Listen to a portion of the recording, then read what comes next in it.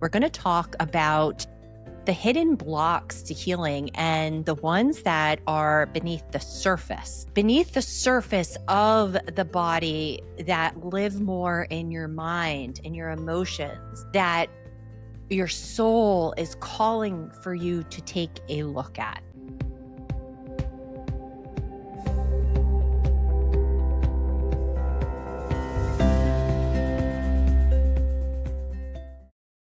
Welcome back to the Daily Surrender, my friends. On today's episode, we're going to be taking a look at the most common things that I see as someone who's worked in the coaching space for almost 15 years now as being blocks to our healing. So picture this. You're eating clean, you're moving your body, you're taking your supplements, you're journaling, you're meditating, you're praying, you're getting outside in nature, you're doing all the things, but you still feel really stuck in some cycles of pain. Perhaps you've got anxiety that continues to loop. And again, you're doing all the things and you don't know where it's coming from. Or you may be someone who, like I used to be, did a lot of things and a lot of things right, but you still end up getting sick frequently, or you're struggling with the same chronic illness diagnoses with very little progress moving forward. Why? Why? That's what we're going to unpack today in this episode. We're going to talk about the hidden blocks to healing and the ones that are beneath the surface of the body that live more in your mind and your emotions, that your soul is calling for you to take a look at. So, for those of you who don't know, along with doing this podcast, I've been a coach for almost 15 years. I started out in traditional health coaching, and throughout my own journey and my seeking in finding deeper and deeper understanding as to the root causes of my clients' dis-ease, as well as my own, I have training in all kinds of modalities. I am certified in naturopathy and integrative nutrition and applied functional medicine in quantum coaching, life coaching. And it's really been my lived experience, both personally and professionally, that has helped me to understand this truth. Healing in and of itself is not linear. It's not linear and it's not compartmentalized. We cannot compartmentalize it. Mental, emotional, physical, and spiritual health are all very deeply connected. So let me give you an example. We might have gut issues, and very often I will have people land here on my runway who are seeking help. They've been doing the things that they know how to do, and their symptoms are not shifting. So we will always take a look at gut health. Gut health is really important, and we may make some improvements by changing our diet. We might even bring on some targeted supplementation. But if we're not getting deeper than that, we're not taking a look at the nervous system and is it well regulated? For most people, it's not. If we're not getting underneath what's dysregulating it, and which could be unresolved trauma, trapped emotions in the body, stress symptoms that are constantly resurfacing because we've got some, again, unresolved trauma, limiting beliefs, some mental constructs that come from early conditioning, we're going to stay in the loop of sickness. When I was first coaching, and I was early on in my coaching, went for training and education and certification in applied functional medicine. And I got so excited because functional medicine did help me on my own journey a lot. It helped me to dig deeper than just changing my diet and moving my body.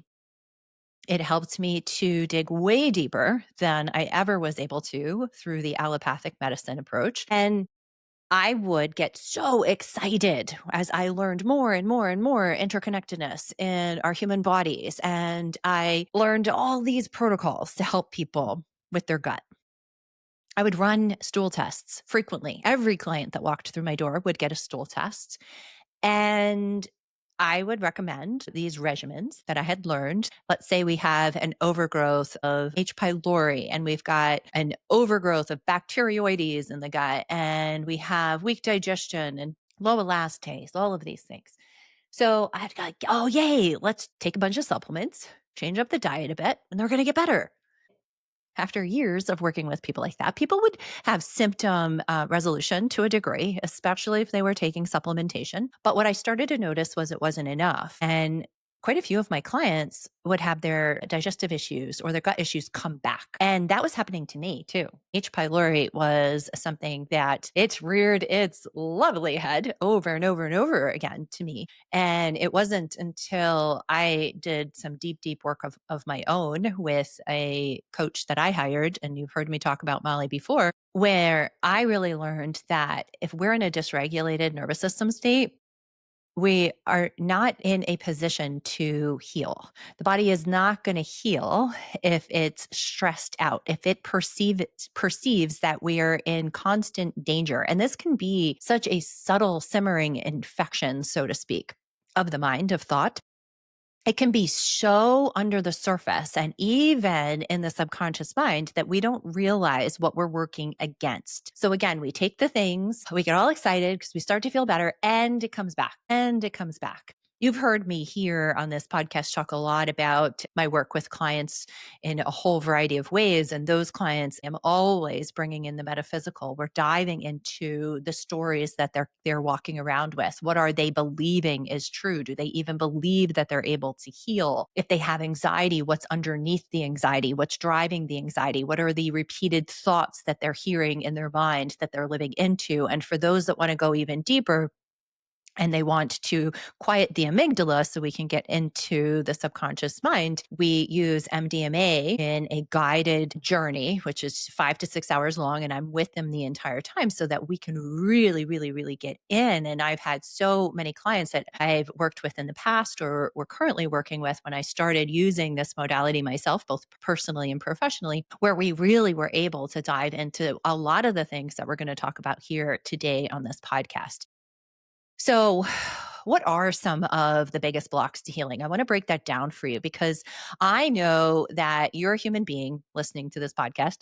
Hi. I know our world is more and more AI driven, but I don't think I have any bots listening to me on this podcast.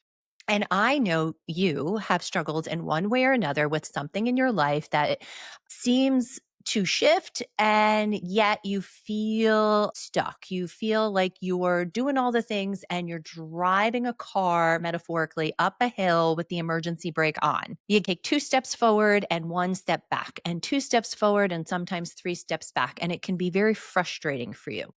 And along your journey of trying to heal, whatever these things are, this could be patterns in your relationship. This can be beliefs about yourself, stepping in to your true essence of self. You desire that more than anything. You want to be who God created you to be. You want to wake up every day excited to do whatever is in front of you. And yet, you feel inside of you like you're holding yourself back and you have no idea why. You feel miserable and you have no idea why. You may want to make a big career shift, but that scares the crap out of you. And all of these voices in your head tell you that that can't be for you, that that will never happen to you, that that's not for you. And it feels so defeating because you're saying the mantras, you're meditating, you're praying, you're, tapping, whatever the things are, and you don't understand. Or maybe your story is like mine was. I was a chronic people pleaser. I read Codependent No More multiple times. My first therapist in my 20s caught on really quickly that I was a people pleaser and I was in a lot of codependent relationships, and I made progress, but it still really, really dysregulated my nervous system to put up boundaries, to say no to people. And I didn't understand why. So some limiting beliefs that we might walk around with might be, I'll never get better, ever. I've worked with over the years people who've been to a lot of different practitioners and done a lot of modalities, and they weren't really making that much progress. And very early on, I identified that they were living into the story that they were broken. that their disease became their identity. And we needed to unpack that before we could ever make any progress in the physical health. The physical body was not going to follow a mind that believed that it wasn't even worthy of good health, or that it was an impossibility that they were ever going to change. Another limiting belief might be that this runs in my family. That's a tough one. I carried that one myself, especially when it came to mental health. My mother had always struggled with anxiety and depression. And it was something that I lived witnessing. And I also lived trying to fix and help her, because during the years where I thought that that was my job. And when I would struggle with anxiety and depression behind the scenes, I felt so much shame for it. And yet I bought into the belief that it was genetic, that it was just part of a cross that I had to bear because it runs in my family and my siblings would have similar struggles. And we would actually feed and perpetuate this in conversation with each other. Like, well, I guess we're just like mom, and this is a thing. Like, this must just be a thing, like our eye color or hair color. That's actually not true. We might walk around with a limiting belief that we don't deserve to be well, right? And that's a tough one. And that takes some unpacking, because we can counter it with a mantra, right? But what if in the subconscious mind we have things that are buried and they're really driving those limiting beliefs? So our beliefs become subconscious programs that shape our biology and essentially limit possibilities for us. Because if we're believing anything outside of the infinite, outside of the endless possibilities that are found in the divine, then we're believing into lies. And I have so much compassion for it, because I'm a human being and I have believed into plenty of lies. I've lived into them, and they've showed up for me in many different ways, in limitations in my physical health, mental health, emotional, spiritual health, money, you name it. So I want to talk about conditioning. You hear me refer to conditioning probably frequently on this podcast. When I say conditioning, I'm talking about the unconscious beliefs and patterns that we absorb from the womb all the way into adulthood. So from the moment that we come into our mother's womb, we're being conditioned. So if mom is super anxious during pregnancy, research has shown that that anxiety gets passed to the baby, that cortisol is actually flowing through the baby itself too. So imagine a baby in the womb whose mother is under chronic stress. She's really anxious about finances. She's in an unstable relationship, maybe working long hours to survive. I have a woman that I guided on a freedom journey using MDMA assisted therapy. And she actually, inside the medicine, was able to identify all the way back to the womb her mother's stress. She could remember it. It was wild. Her mom had gotten pregnant with her outside of marriage, and her father at the time was not in the picture. So her mom chose to go forward with a pregnancy. She's a single mom. We can imagine she was stressed out, right? This was her first child, and she's having this child alone. And when her child was born, which was my client, she immediately began being conditioned outside of the womb. She was already being conditioned inside the womb. She could feel mom's anxiety, mom's worry, mom's stress, and that created anxiety and stress and tension around the baby. And when she came out, obviously mom was still that way. It didn't all go away. She loved her, but it was something that she continued to condition my client with. And that actually led to some chronic health issues that she was really able to make a lot of connections to, again, in the metaphysical, that there was these metaphysical things showing up for her. So you name it, there's all kinds of stresses that we can go through. And I know my first pregnancy, I had gone through in vitro fertilization to get pregnant. They implanted 2 embryos, both of them implanted, one of them stopped developing. What happens at that point is your body is either going to pass it or absorb it. But when I continued with the other baby, my body actually formed a subchorionic hematoma around it. And I bled heavily every day from around 8 until 16. And I had to be on bed rest for my teaching job.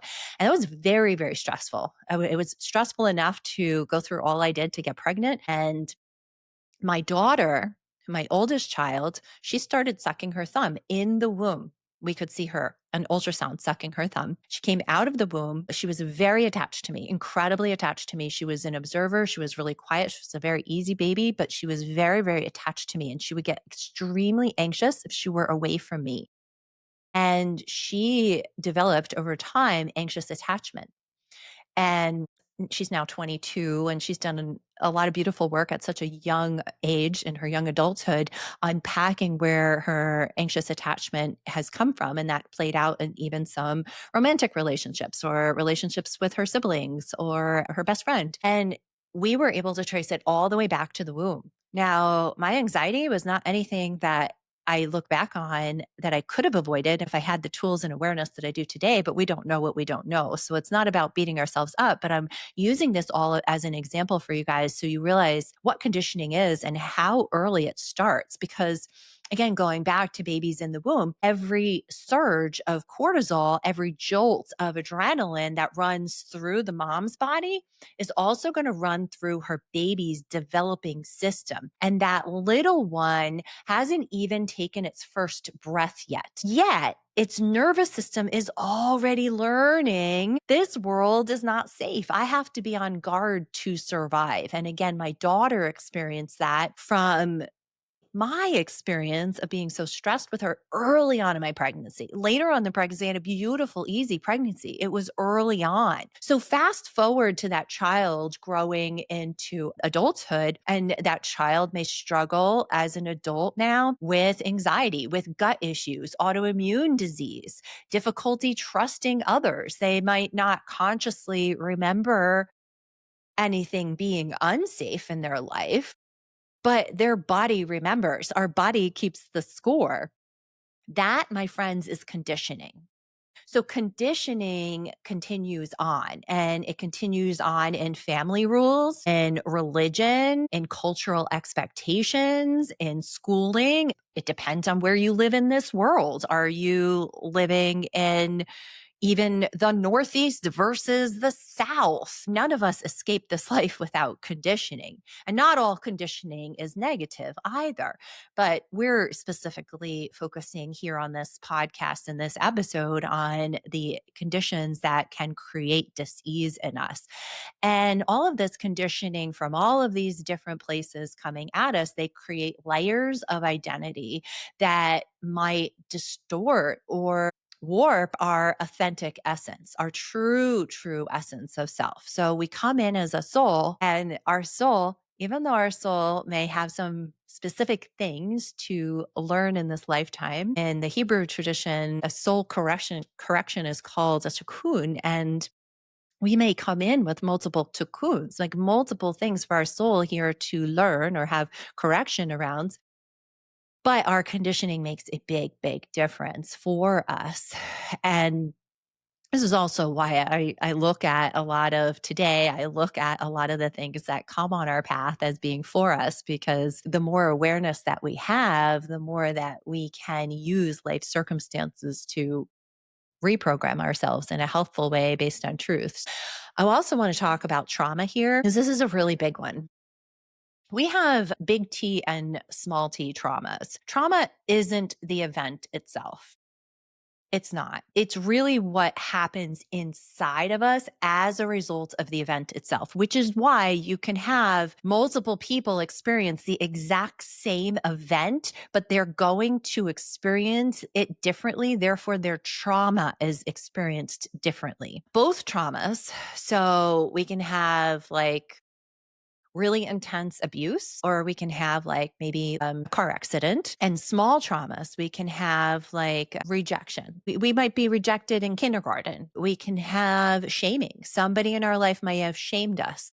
It might have happened over and over again, or it might just have been a one-time event. We can have neglect, and any of those. Again, big T traumas, like big, huge things like abuse or a car accident, or these little T traumas.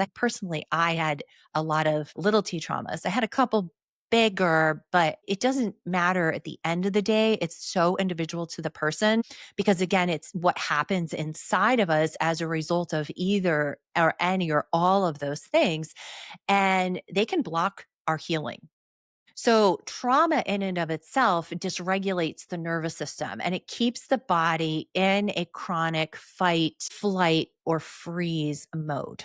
And that we feel that, right? If you're listening to that you probably can identify times in your life where you've been in fight or flight and or freeze mode. And again, they're all trauma responses. So, grace and compassion for yourself, too. Awareness is the first step to being able to change, and awareness around what's happening with you. So, something else that can block healing is emotional suppression. Many of us were conditioned to suppress our feelings, to suppress our anger, suppress our grief, fear, and even joy.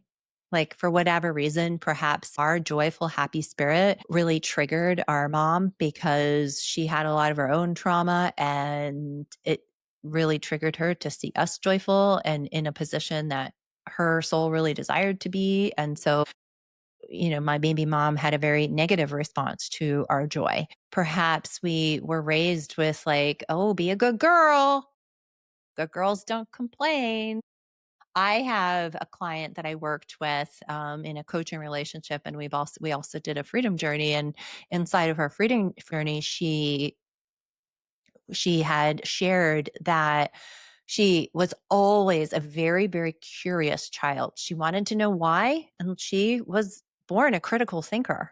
She was always challenging narratives, and not because she was disobedient. She was not trying to be a disobedient child, but mom was very stressed. Mom had another child. My client has a twin and he had special needs, and mom's marriage wasn't great and it eventually led to divorce. So my client, in all of her inquisitiveness and her challenging of narratives, was shamed and she was told to be quiet, and she was essentially told to be a good girl and don't ask questions. Those questions are not welcome. And so she started to shut up and hold that all in and to start to begin to write a story around herself that she was bad because she was curious and she had questions and she questioned authority. She questioned narratives. Today, as she's unwinding that and coming out of that and healing, she sees that as a very beautiful part of her divine design and she's reprogramming it. But it takes time to do that. And we have to become aware of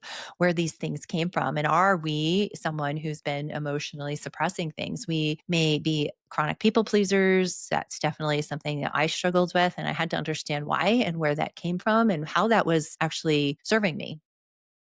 We may have been someone who's taken on an over responsibility because we believed that it was our responsibility to take care of other people or to take on too much of this world. So, suppressed emotions really, truly in the body become stored energy that blocks our overall vitality. You see why we can't just throw a bunch of supplements at a gut that's in distress? What else blocks healing?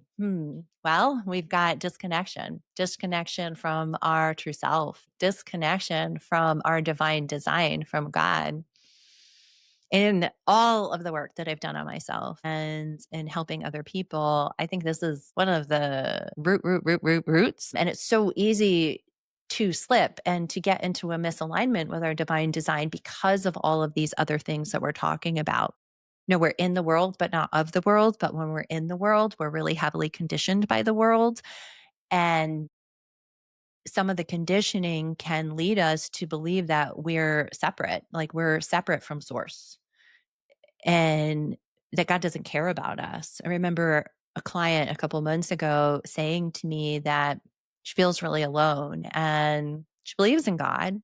She does a lot of the things to nurture and foster a relationship with God.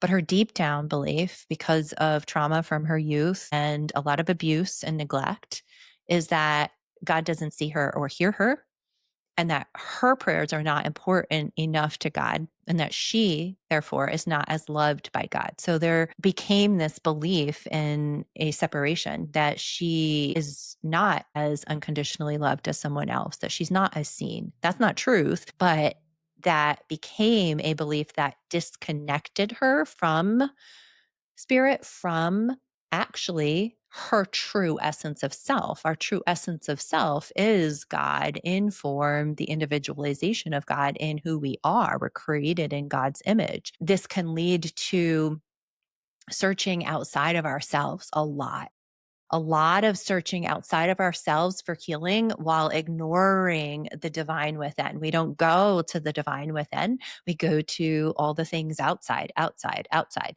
I am not saying that there are not things that can help us with our healing that are outside of us. But when we're disconnected, we're not listening to our inner guidance, that inner GPS, so to speak. When we learn how to go inside and trust that everything that we need is within us, everything, then we learn how to tap in and be guided. Today, I'm someone who goes within for my guidance, and that guidance may lead me to, say, a modality like acupuncture. That's on my mind because this morning I have a shoulder injury that's not going away, and I was praying about it. And I heard, try acupuncture. And I've done it before in the past. I have worked with multiple acupuncturists, and I actually said, oh, who? And the one acupuncturist that I know actually happens to specialize in injury popped into my head. So I'm going to go to him for some support. But that was being led internally versus years ago where I was throwing the kitchen sink at myself. I was so disconnected from the divine, from God. I mean, I believed in God, but I wasn't able to hear or listen. I wasn't slowing down enough. There was so much noise and clutter in my head that I couldn't tap in. Healing really does require a realignment with God's truth and our own unique divine design.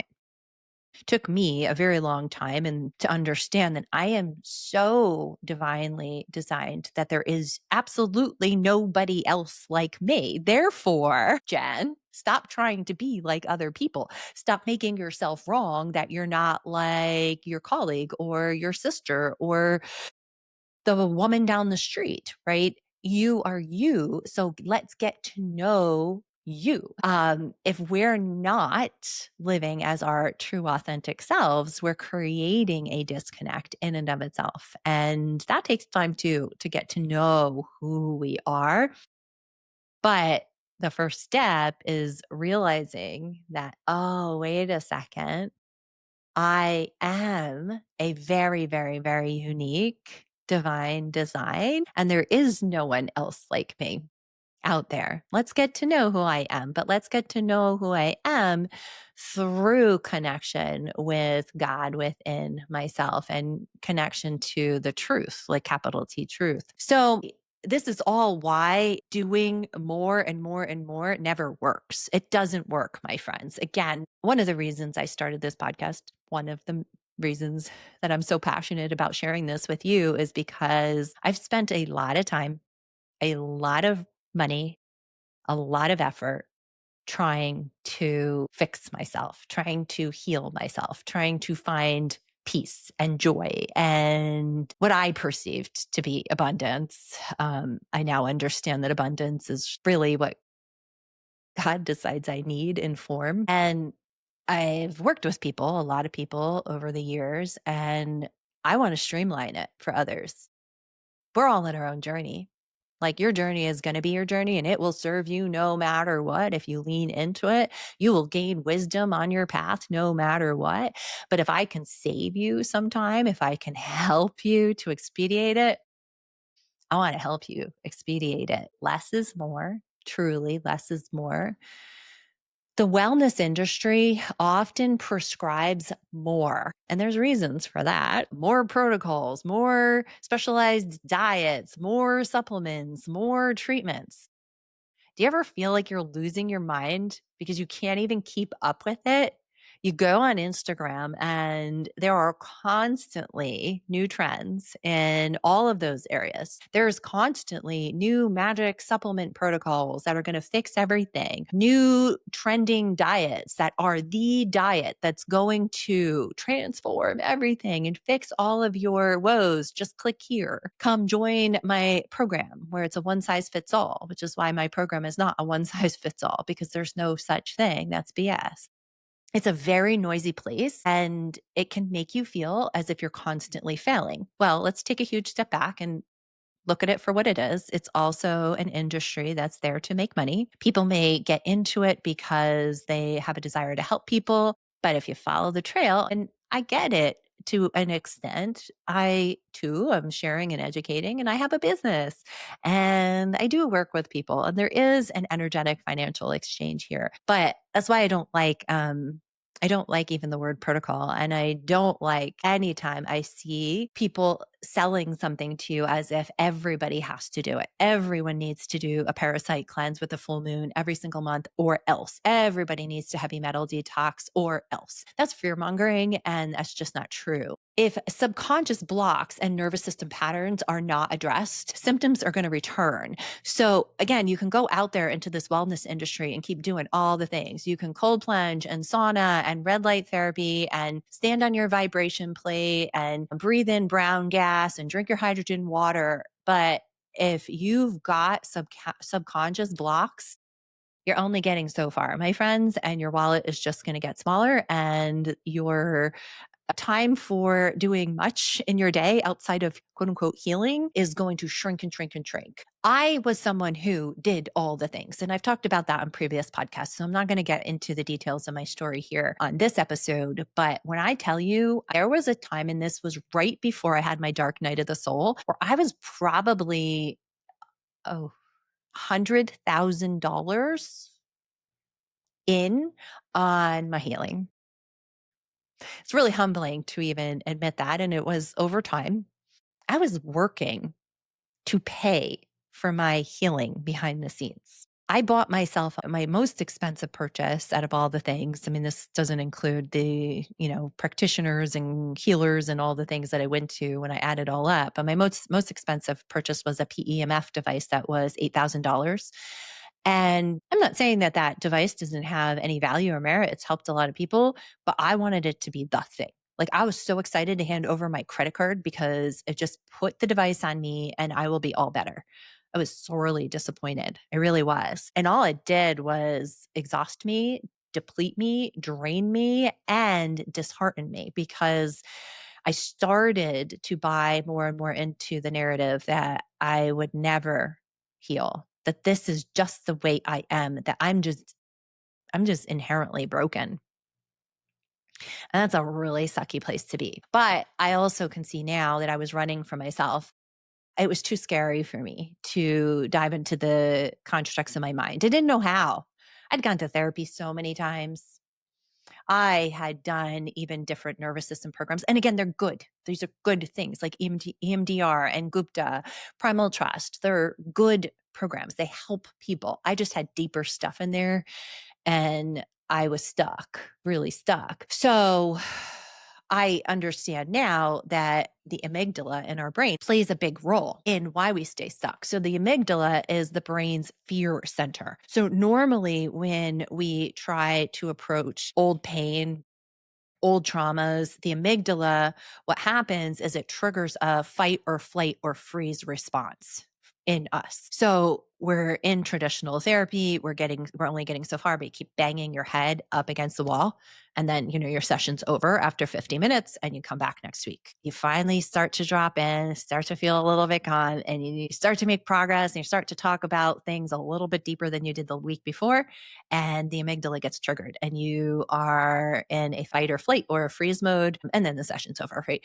And it keeps us from going deeper. One of the things that I have found on my own journey in healing to be tremendously effective is using a medication called MDMA. And MDMA was originally designed for the purpose of helping quiet the amygdala, and helping people with chronic PTSD. And it was used up until the mid 80s in therapeutic settings to help people who were feeling so frozen, so stuck, so broken, to get into the construct so that they can begin to rewire and refire the nervous system. And what MDMA does beautifully is it quiets the amygdala, and it allows for people to revisit painful past memories without being overwhelmed by fear. It allows people to identify even where the beliefs were constructed from, like following the thread all the way and even seeing things that you took on that were never yours. That's what it has helped me to do tremendously. I was not a Vietnam veteran, but my father was a Vietnam veteran. My dad had a very traumatic childhood. A lot of things happened in his childhood, and he wasn't raised in a time period or by a family that brought stuff out into the open and went to therapy and made sure that all the big T and little t traumas were addressed. Everything was suppressed. Everything was shoved under the carpet. And my father at 17 ran away from all of it. He wanted to get away from it. So he dropped out of high school and enlisted in the Marines and went to Vietnam. And that was very, very traumatic. Anybody who went to Vietnam and did anything in Vietnam was traumatized. There's so much that my dad doesn't even talk about today. He can't talk about it. And then he came out of Vietnam and he met my mom and got married, and I'm their first child. So there's things that were passed on. So subtle, right? It's so subtle. And I've been able to identify again through the help of MDMA guided journeys where I'm being coached while under the medicine, inside the medicine, to be able to understand that's actually not a belief that's based on truth with a capital T. That came from something I learned from my dad. It was modeled for me, or it was a belief that I wrote around certain conditions from my childhood or different things that happened to me. And when we can start to understand all of that, what happens is we enter into a state of compassion, a state of clarity where our suppressed emotions and our subconscious blocks can really rise to the surface and finally be integrated. Oh, it's so beautiful. I have guided at this point since doing it myself. I really learned of the power of it by doing it personally, and I've guided close to 30 people at this point on journeys. And what I stand witness to is absolutely magnificent. These are people who, like me, had tried a lot of different things and could still sense that there's something in there that they're not tapping into, or weren't able to release, or weren't able to emotionally neutralize. And it's just quite profound. Someone, for example, might for the very first time see their childhood wound with a lot of compassion, like I was able to, instead of fear and anger. I had anger. I carried a lot of anger and resentment too. And I don't do that any longer. I have so much grace and compassion, first and foremost, for myself and for just different people in my life. Actually, even have gratitude for circumstances that have led me to where I am and that have taught me what I've learned and that have helped my soul along my journey, helped me with those soul corrections, those cocoons. It's not for everyone. And I understand that. And that's not the whole point of my podcast here today. It's really to bring awareness around the things that can create those blocks in healing. But it is a really powerful tool for the people that are called to it. So if you're curious, you absolutely can reach out to me, and you can look for the link in the show notes here, or go to my website, or shoot me a email and reach out, and we can just hop on a call and talk about whether that's something that would be really beneficial for you on your own journey. As always, I want to give you some tangible takeaways, some things that you might be able to start with and create some shifts for yourself. So, first one is awareness. Awareness is the very first step to change on the continuum of change. It's being aware that there's even something there. So, start to notice your inner dialogue. Notice your bodily sensations. Notice what triggers you. When we notice what triggers us, and I have a whole podcast on triggers, so you can go back and listen to that. When we notice what triggers us, it's really a reflection, it's like a mirror up to ourselves. So if you're feeling triggered by someone or something, ask, what are you trying to show me inside of myself? The more aware you are of the things that block you from your healing, the more empowered you are to change them. The second step that can help you shift is compassion. Compassion for self. Start with compassion for yourself. Replace self judgment with curiosity. Play around with that instead of judging yourself for people pleasing again. Can you offer yourself some compassionate curiosity? Like, why do we do that? What are you trying to show me? If you're having another surge of anxiety, instead of beating yourself up and getting all pissy that you're anxious again, worrying about what's going to go do to your gut, can you pause and get curious and say, hey, what are you trying to show me? I know you're trying to point me to something. I really actually appreciate this. Again, compassion for yourself. It's really important. Deconditioning is the next one. You can ask yourself, is this belief mine or was it handed to me? That, my friends, that right there, asking yourself that, challenging narratives that you've picked up along the way is so empowering. It's huge, huge. It's actually been for me and for a lot of my clients, the biggest needle mover in the integration.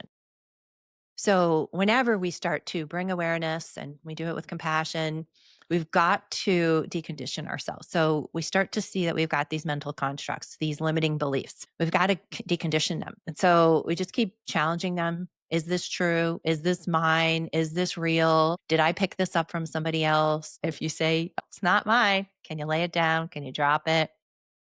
The next one is emotional expression. So, being able to get our feelings up and out, and this is different for every person. A lot of people benefit from journaling.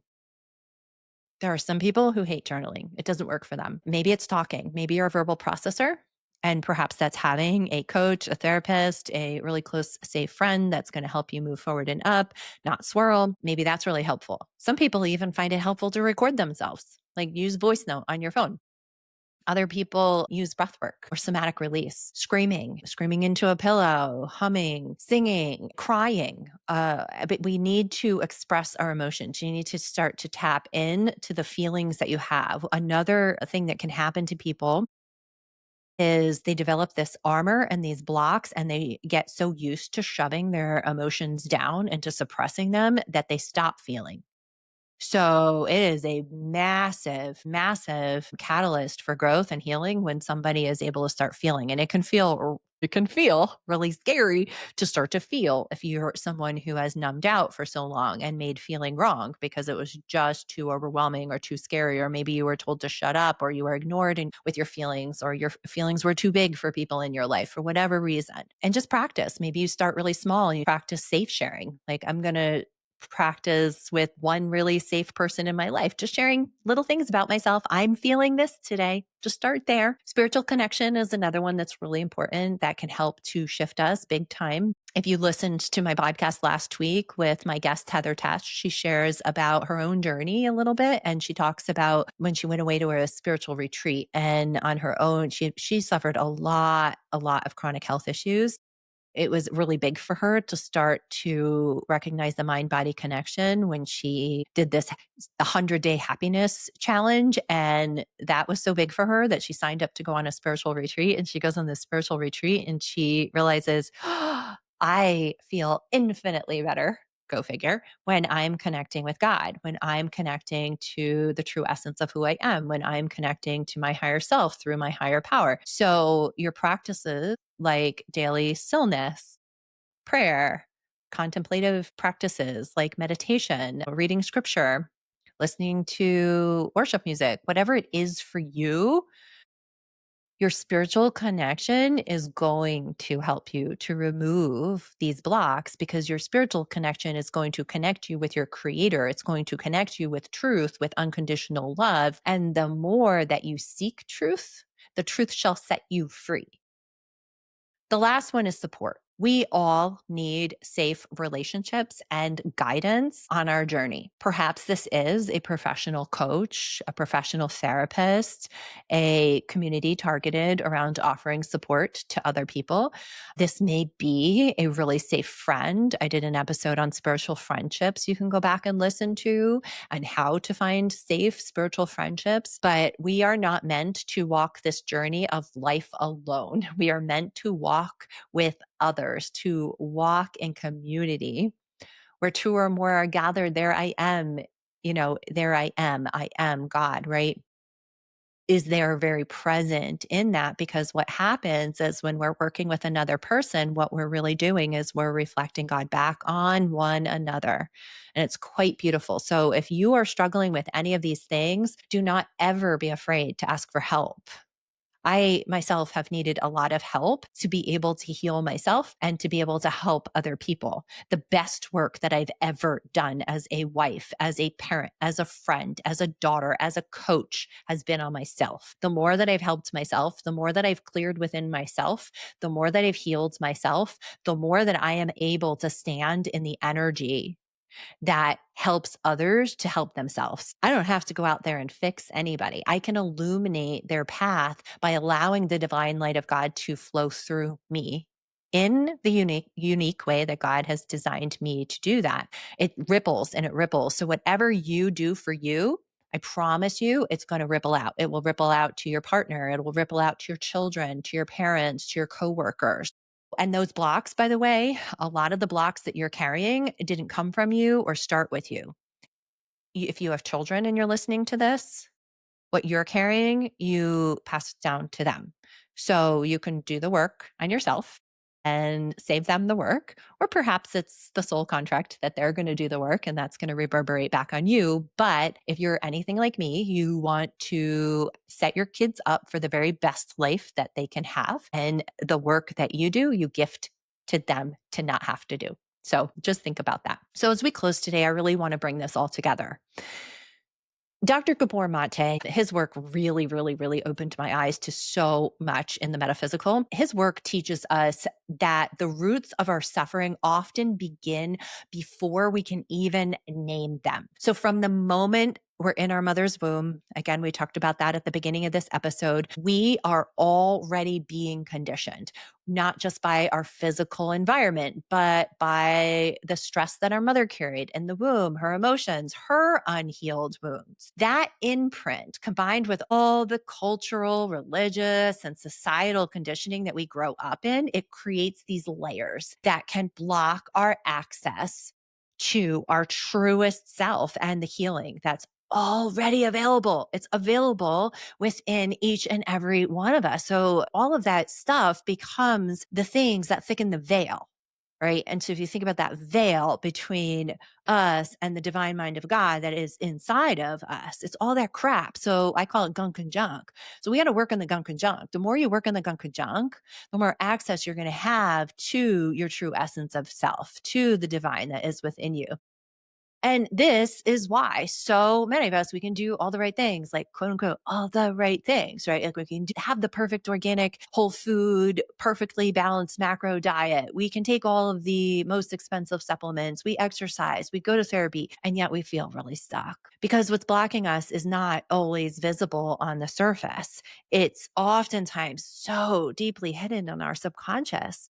And our subconscious is where the stories of unworthiness and fear and shame and not enoughness are living. So this is where modalities that quiet the amygdala, the fear center of our brain, can also be so powerful. So whether they're MDMA assisted freedom journeys, which I guide people on, or whether it's other type of work like brain spotting or EMDR or Gupta, there's a lot of different things out there to help us to do this. Thank goodness we live in a world where we have a lot more resources. I know we have a lot more resources than my grandparents did, than my parents did, and we're blessed for that. So let's use them. When the amygdala is calmed down, the nervous system, it doesn't go into fight or flight the way it normally does when we approach old pain. And that's something as I can attest to. It doesn't mean it's all gone. It doesn't mean that we never again have to contend with it, but the nervous system doesn't get as dysregulated. We can catch ourselves really quickly going into an old habit, because a lot of stuff is habit too. We create the neural pathway that creates the habit,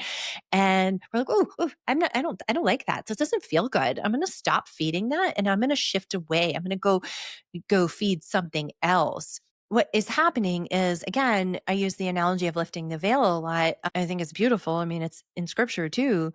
And when that veil is lifted, people are able to access memories and emotions and truths that were previously locked away by fear.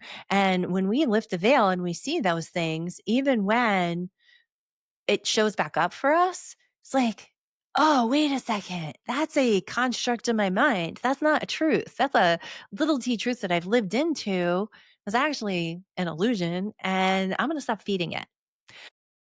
And it's so beautiful because when we do this, again, we can see ourselves as really whole, and we can see our patterns, and we can look at them with compassion. We can look at them with love. We can have a lot of clarity around where we get stuck and why we get stuck and how to move forward. It's so beautiful. So again, in all of this, if you are really desiring healing on a deeper level and you want to talk about that, you can reach out to me. And whether that's one-on-one coaching, again, my coaching is very, very integrative, mind, body, spirit. We go a lot into metaphysical. We work on the nervous system along with the physical body. And I meet everybody where they're at, whether it's guiding you through a freedom journey or it's working with somebody else in a different modality that's out there. Know that there's a lot of powerful tools, and you don't need to stay stuck where you are here today. Your healing, this is the truth. Really, your healing is not about doing more and more and more and more. It's about peeling back the layers of conditioning and surrendering the things that you've been walking around with that are blocking you from being who God created you to be. Your healing comes through awareness, through compassion, through unlearning your old constructs, expressing your emotions, and most of all, from returning to your connection with the divine, the source of all love. So if you've been feeling stuck despite doing all the things, I want you to take a deep breath. You can do it here with me right now. Just take a deep breath and remember nothing is wrong with you. The block is not that you're broken. It's that you're being invited to go deeper, to let go of fear, to surrender the need to control the process and open yourself up to a greater level of love and truth.